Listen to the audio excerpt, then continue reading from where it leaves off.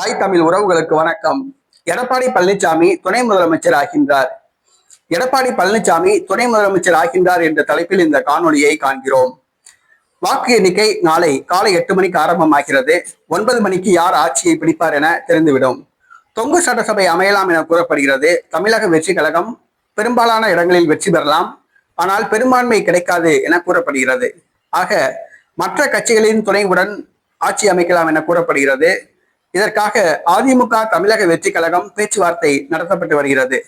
அதிமுக தனிப்பெரும்பான்மை கிடைக்காவிட்டால் தாவேகா துணையுடன் முதலமைச்சர் ஆகலாம், விஜய்க்கு துணை முதலமைச்சர் பதவி வழங்கலாம் என எடப்பாடி திட்டமிட்டுள்ளார். அதே நேரத்தில் நடிகர் விஜயோ தமிழக வெற்றி கழகம் பெரும்பான்மை தொகுதிகளில் வெற்றி பெற்று முதலிடத்தை பிடிக்கும், அதிமுக துணையுடன் ஆட்சி அமைக்கலாம், விஜய் முதலமைச்சர் ஆகலாம், எடப்பாடி பழனிசாமியை துணை முதலமைச்சர் ஆக்கலாம் என நடிகர் விஜய் முடிவு செய்துள்ளார்.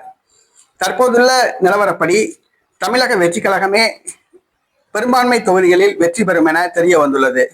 ஆக நடிகர் விஜய் முதலமைச்சராவது உறுதி என கூறப்படுகிறது. அதிமுக தயவோடு ஆட்சியை பிடிக்க ஆட்சி அமைக்க அவர் திட்டமிட்டுள்ளார். அதிமுக பொதுச் செயலாளர் தற்போதைய எதிர்க்கட்சி தலைவர் முன்னாள் முதலமைச்சர் எடப்பாடி பழனிசாமிக்கு துணை முதலமைச்சர் பதவி வழங்கப்படலாம் என கூறப்படுகிறது. 20 அமைச்சர் பதவி அதிமுகவுக்கு வழங்கப்படலாம் என கூறப்படுகிறது. ஆக நடிகர் விஜயின் தமிழக வெற்றி கழகம் முதலிடத்தை பிடித்தால் விஜய் முதலமைச்சர், எடப்பாடி பழனிசாமி துணை முதலமைச்சர்.